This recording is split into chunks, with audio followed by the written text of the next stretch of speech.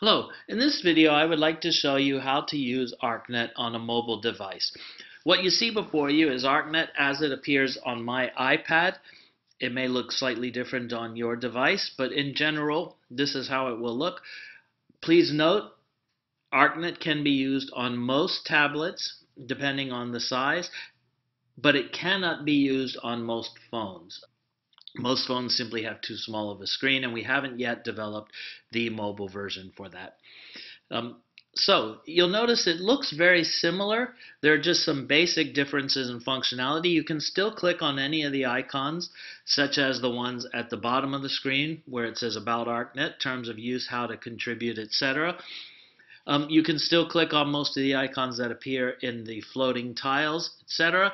What's missing is the menu that used to appear next to Archnet at the top, where it had research, collections, resources, etc. We simply find that by opening this menu using the lines at the top of the page. And as you'll see from here, you can go to the Aga Khan Award for Architecture.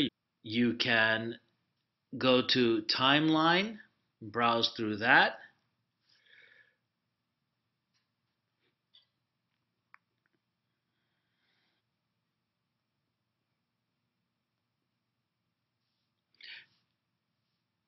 And you can always go back to the home page by simply clicking on the word Archnet.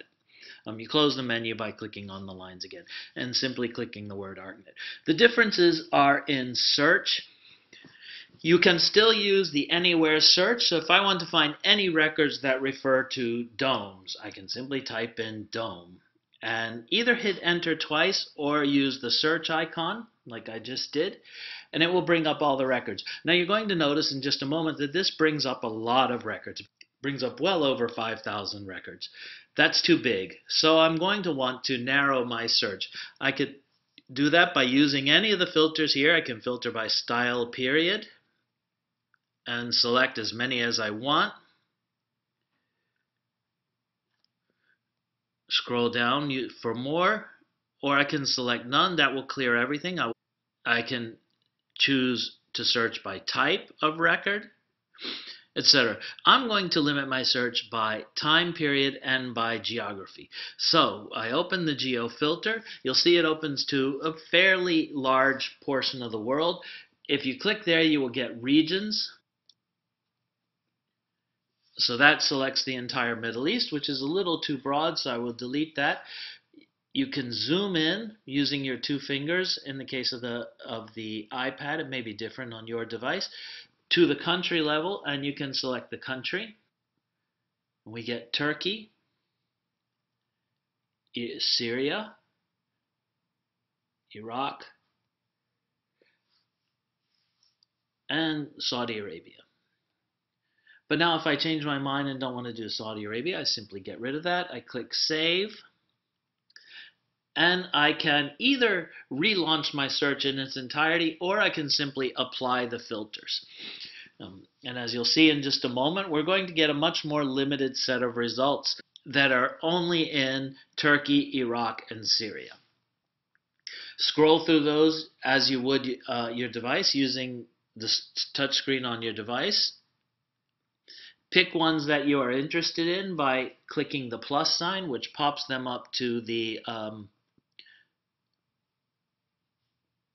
thumbnail menu above, or you can completely open them simply by clicking twice or holding, depending on your device, on the menu, and that will open. If we go back to our search results and go back to the top, we can do just as we can on the normal site by clicking map. It will map my sites. You'll see there are 2 and 2 relatively close together. Once I pull those apart, they begin to, and you can zoom either using your two fingers as I was just doing, or by using the regular zoom feature, just as it appears on any other version of Google Maps, or Bing Maps in this case. So there you have that. You can also run those in a slideshow. And so there you have that.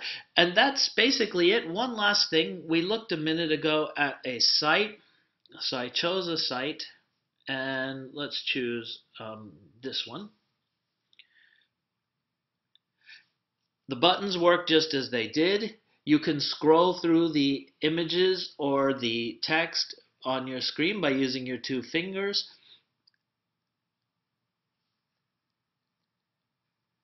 And that is how you get to that. So we hope that helps, and we hope you find that useful, and let us know if you have questions.